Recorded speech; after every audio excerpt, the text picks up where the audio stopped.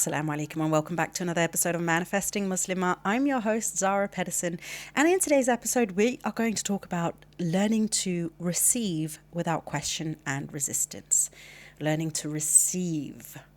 Isn't that a funny thing to say, or like a strange thing to say? Yet you have to learn how to receive something. It's like, give me, I'll take it. Like.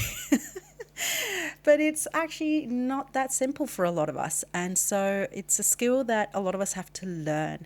And I'm going to talk a little bit about that today because if you're new here, I'm just going to give you a quick little breakdown of it. If you've listened to this podcast a few times, you probably already know what I'm about to speak into, or you'll know when I start speaking about it.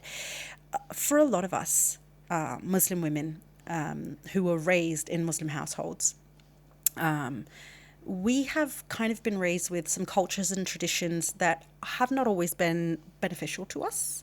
And I'm going to speak specifically into my generation, like the millennials, maybe even the generation before mine. I don't know who they are. That's not the X's, is it? I think it's the X, the Generation X. I can't remember.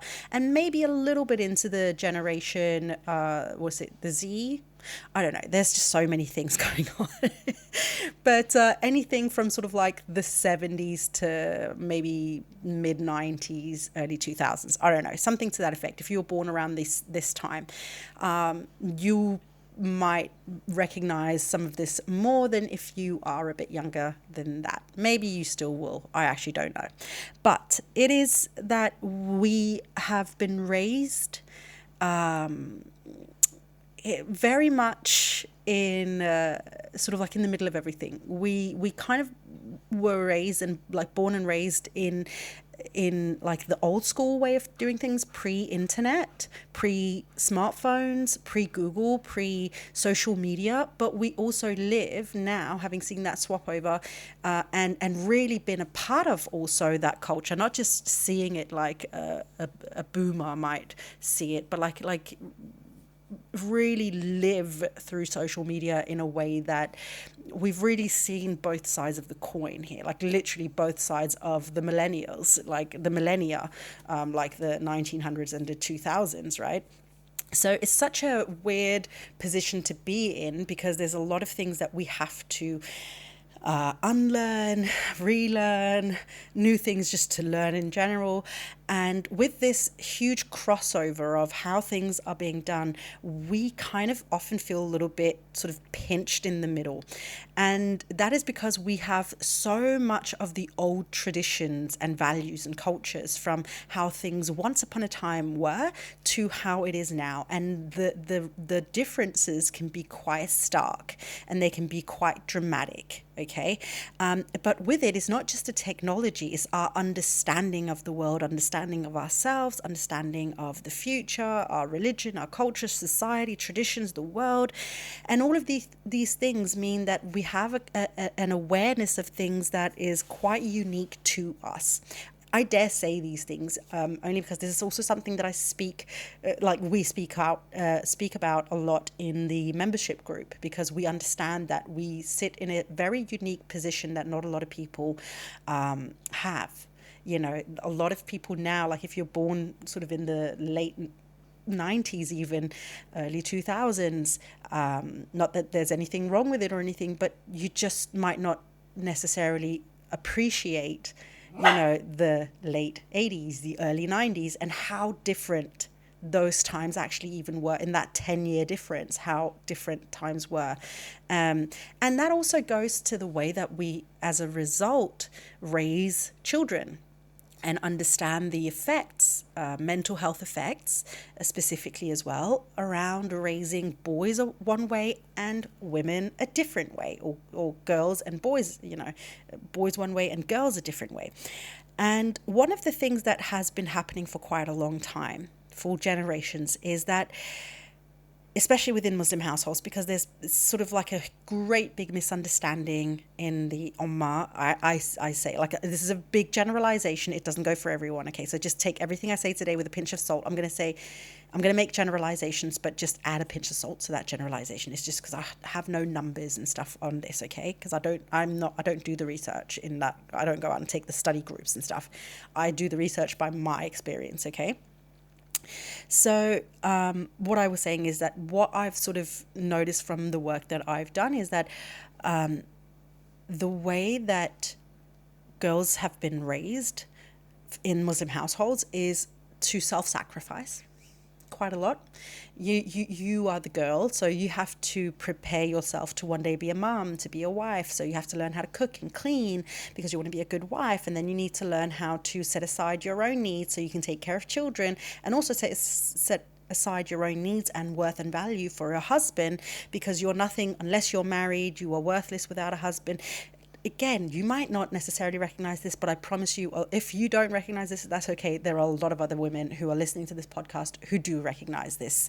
But one of the problems with having been raised with these understandings, even if they were quite subtle, is that it impacts our ability to receive things, because from a very young age, we have been programmed in a way where we would rather give than receive, where it's more noble of us and more honorable of us if we give than when we receive something. So as a woman, we would much prefer to, overgive and overshare and provide for everyone in our families, in our friend group, because that's what we have been taught is the noble thing, the honorable thing. That is what a good girl does, a good wife does, a good mother does. She sacrifices of herself even when she has nothing left to give, and that will be rewarded, and that'll make you a good woman. Whereas for men, it's like, go out, get the world, take the world, get the prettiest woman, have the most children, have a job that pays you well, take, right? And so do you see the differences? Again, like I'm being very sort of black and white when I'm explaining this. There are, of course, nuances. But again, as I said before, take everything that I say today with a pinch of salt. I'm going to be generalizing a lot, okay? But if you recognize this way of being raised with this understanding of, I'm a woman, so that means I have to take a step back and I have to, allow other people and give to other people and support them in their journey and, sacrifice my own for theirs and so on and so forth, you might actually find yourself in the position that you're not alone in, where you're going to find a lot of other women who actually share this thing with you, where you don't know how to receive things. And so how do we bring this back to law of attraction? And why am I even talking about this today? Well, I'm bringing it back because using the law of attraction from an Islamic perspective is about receiving the blessings of Allah subhanahu wa ta'ala.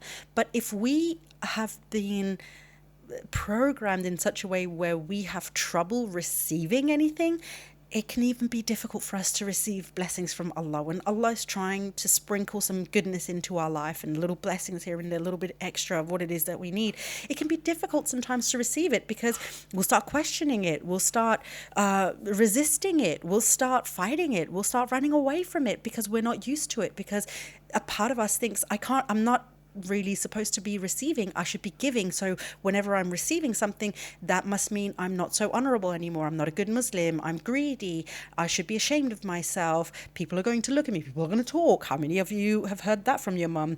The people are going to talk, they're going to talk about it. Who are they? Who are these people? I don't know who these people are, but clearly every mother knows about these people and they are talking. So I don't know who they are, but could they shut up for a minute? Because honestly, I'm done with their talk. All right, anyway, that was a little diversion there. Trauma much? So this is why it's so fundamental for us to understand this for ourselves when we have an issue with receiving. And this can be even the smallest of things. So I want to ask you, take like little homework here in this whole episode. So, this is very much a listen then do, listen then take a moment kind of episode, okay? I want you to think back, if this is something that you can kind of recognize in yourself.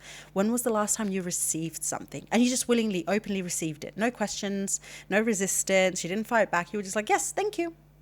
That's it. Yes, thank you. When was the last time someone gave you a compliment and instead of saying, oh, no, I look like crap today, or, oh, no, it's just this thing, I've had it for years, it's nothing special, or made excuses or made a joke of it,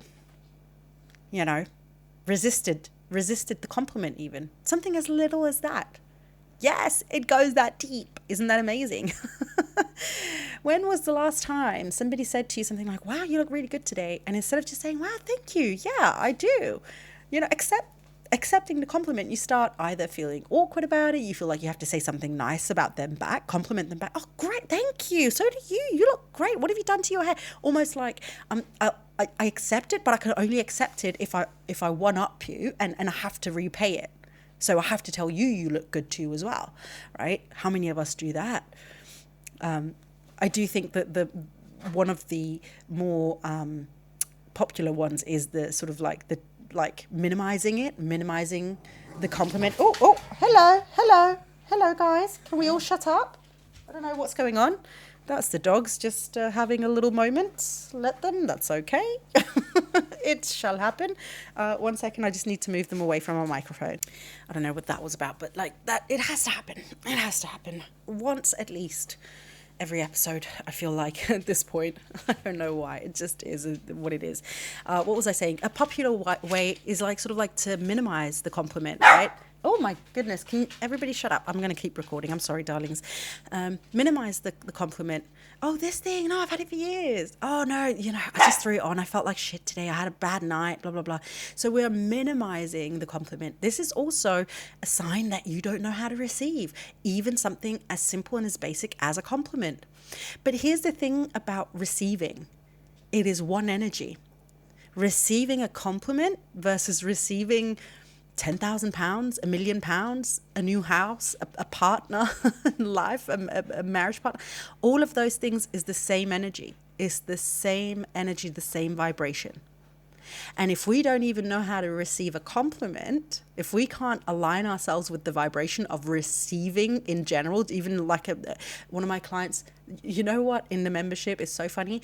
The first thing she learned to receive, well, it's not funny, but it's just to show you how basic it actually is. She had to learn, because I had this session with her. Actually, she's in the membership, but she did a one-on-one, and we had this conversation as well about receiving and how she was actually blocking off receiving. So how was she expecting to receive these blessings that she was asking Allah for when her whole inner monologue was, I'm not allowed to receive, I have to give. I can't receive, I give. And so I had this conversation with her, and the first thing she had to do, I think it was like 2 days after our one-on-one session, she said she had a massive breakthrough. Her brother offered her something from the shops, and she said, no, thank you. He offered to buy her something from the shops. She said, no, thank you. He comes back and he got her a bag of crisps. And instead of denying and being like, no, I didn't want anything, she just was like, thank you, no, I'll take it. And she was really quite happy about that. It's a simple thing, right? It sounds so stupid, but stay with me here. Because what she was asking for was money. And what came a week later? The money. And it came that quickly because she put herself in a energy of, I am allowed to receive. It is safe for me to receive. I am allowed, and it is safe for me to receive. And that energy shift, understanding that and being able to stay in it, it doesn't make you greedy. It doesn't make you a bad person. It doesn't make you a bad Muslim. Allah is not looking upon you being like, how dare she receive things from anybody in this dunya when she should be giving everything, even when she has nothing else to give. It is totally okay and healthy for you to receive, even small things, but certainly also bigger things. But if you are struggling to receive even the smallest things, you are going to struggle just as much. It's not going to be easier for you to receive larger things. Gifts, when Allah is trying to bless you with something in your life, you might run away from it. You might spoil it, sabotage it, because you don't know how to receive good things, because you have been programmed to the point where you just need to give, and it needs to be hard. You cannot receive them. There cannot be a break for you. If you're receiving, it's game over. That's the kind of the mindset that you're stuck in. So today's episode is actually a very short one, because that is what I want you to think about. I want you to think about your particular situation, what it is that you're asking Allah for. Maybe you're feeling like there's a lot of resistance around it. And then I want you to ask yourself, am I actually allowing myself to receive without questioning and without resistance? Am I the one creating the resistance? Every time something is coming my way, am I actually resisting it? Am I pushing it away? Am I ignoring it? Am I talking it down? Am I, arguing why I shouldn't have it? Just think about those moments in your life. I'll give you another example. I'm going to use myself here as an example of when I came here to Sicily, and I was offered a job, and I was like, well, I wasn't really looking for a job, but actually it would be quite fun, and it might give me like a routine that I'm kind of craving at the minute. So I received it and I said, yes, thank you. Actually, that would be kind of cool. But then, here's where I'm saying, like, this is an ongoing thing. Like I've said this many times before, and I'll continue saying it. Law of attraction is not a one and done kind of thing. You'll continue to work on this for the rest of your life, right? And on your mindset and kind of catching yourself out and whatever. And immediately I was like, oh, I'll just work for free. Like I'll just volunteer. And I could even hear it myself, because I was like, no, I kind of don't want to do that many hours just for nothing. Like I'd actually kind of like to be paid. But I felt like I had to kind of come in and offer it, because there was an offer came to me. Somebody was trying to give me something and I could receive it. But I felt almost bad for just receiving something that came without me even trying. So I felt like I had to counter offer. I had to give something back in return. I'll just give you my time for free, right? Do you see the absurdity in that? Like, I don't do it for free. I am getting paid for my time. But then we had a conversation about that, and I was like, okay, I need to stop doing that. Yes, I actually need to receive, because my time is valuable. So of course I need to get paid for the work that I do. And the same thing when I was then offered a place to stay, by the time I was offered the place to stay, I'd already done that work again, and it was so fresh in my mind. So I just, instead of being in my mind about it and being like, oh, you're not worthy, you have to counter offer and whatever, I just said, thank you. That is an amazing offer. Thank you so much. I would love that. And the energy of receiving that way was so beautiful, because I didn't feel greedy. I didn't feel shame. There was no bad feelings sort of like clutched on it and hanging on top of it and making it feel slimy and grimy and icky. It just felt good, because it's allowed to feel good. You're allowed to receive. So think back on moments in your life. Maybe it happened earlier today when somebody was like, oh, let me do that for you. Or your husband offered to do the dishes. You're like, no, you just go sit, I'll do it. But in reality, you're tired or you've got a headache, and really you'd actually kind of like him to do it. Or your sister offered to come by with dinner, and then instead you're like, oh, I'll pay for it. And it's like, she offered to take the offer, just receive it. I want to get in through the microphone and through the headphones that you're listening through, the speakers, and kind of just shake you up a little bit, because I feel like sometimes I need that, in person, like myself coming in and shaking myself, like, just take it, just receive it. It's okay. You're allowed to. But think about the last time that you've done this. And the funny thing is, quote unquote funny, because it's not really haha funny, but it's funny when we start thinking about it in like a tragically comical way, like a comically tragical, like, I don't know how, the thing that I'm trying to say here is that we do it so much. We do it so much. It is insane. There was another one in the membership, one of my members, when we're trying to set up a book club, by the way, but only for the members. So if you want a Muslim member book club, join the membership. It's only $9.99 a month. I cannot specify the amount of value, insane value for money you get in that community. Advice, support, new friendships from internationally. The book club that's going to come up. Oh my God, I can't even. It's like literally the best thing I've ever created in my whole entire life. There, I said it, and I won't take it back, and I won't make excuses for it. It is the number one best thing I have ever done in my life. So go check it out. If you're not a member yet, what are you doing? Go join, and then be a part of the membership. And then we can also be in the book club. Yay, it's going to be so much fun. Anyway, okay, that was a little diversion, a little bit of self-advertisement. Why not? I mean, I need to make money too, right? I need to receive too. Come, join, pay me. Okay. Yes, so in this, we were having this conversation in the group about this book club that we want to set up. And one of the members owns like a digital or like online bookshop in South Africa, but she's only like operating in South Africa. And so I was like, well, hey, can you can we find a way for you to ship internationally, and then we can all buy the books from you, so we can basically do this book, or those of us who want to support your business can, buy the books from you and whatever. And immediately there was like this resistance and like, oh, it's going to be expensive, and I don't do that now. I don't know, like you can probably get it easier on Amazon. And I'm like, why are you resisting it? I'm trying to bless your business while you're blessing mine, and you're blessing this whole community with your presence, and you're resisting it, and you're basically trying to get out of it. Like you're trying to get out of this potential new business that will come with such good energy from women that know and love and support you. It was so strange. And like, I we had the conversation in the meeting, the other women were there as well, and they were like, yeah, like, come on, like, you're being ridiculous, like, you take it, like, figure it out and whatever. Like, they didn't say you're being ridiculous, but lovingly sort of being like, yeah, it sounds like you're kind of like fighting this, don't resist it. But it was just another example of how when something comes in, we have a tendency to resist and question it. Oh, surely it can't be that easy for me to get this kind of blessing. So yeah, that was just another example for you to just see how much it actually comes up everywhere for us. And I experience it with Gianna, the woman who I work with at the veterinary clinic, or work for, I should say, at the veterinary clinic. Every time I'm like, hey, why don't you go home? I'll take care of this cat. Because sometimes there'll be a cat or a dog that has to stay overnight or for a few days. And so if the clinic is closed on those days, she has to come back into the clinic. And I'm like, girl, I got it. You go home, enjoy your weekend. I can come in, take care of the animals and go back home because I love it. I cuddle with them and whatever. And the amount of times she's resisted it and fought back, and it's like, girl, take the present. Like, I would love it. Like, you're not paying me more for it. It's literally just me coming in and kissing on the animals and feeding them and sitting and cuddling with them and then going back home again. Like, you couldn't ask me for a better thing to do with my time. Like, to be quite honest.